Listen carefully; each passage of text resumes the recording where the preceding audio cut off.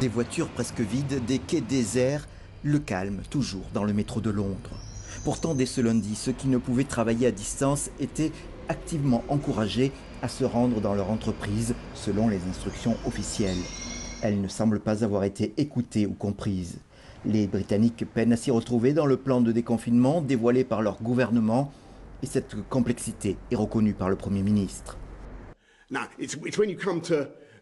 C'est quand on en vient à faire de petits pas vers la normalité, comme c'est le cas maintenant, que le message devient clairement plus précis et plus compliqué.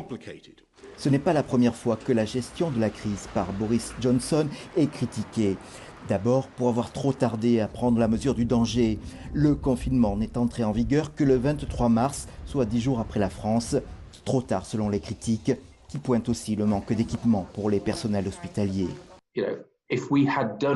Si nous avions fait ce que nous avons fait 2 semaines plus tôt, nous serions dans une bien meilleure posture aujourd'hui.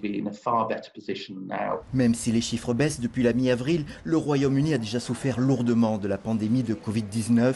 C'est le pays le plus touché en Europe. Plus de 32 000 morts à ce jour, 36 000 selon un autre comptage. Critiqué pour sa gestion de la maladie, le Premier ministre britannique doit maintenant réussir la sortie de la crise.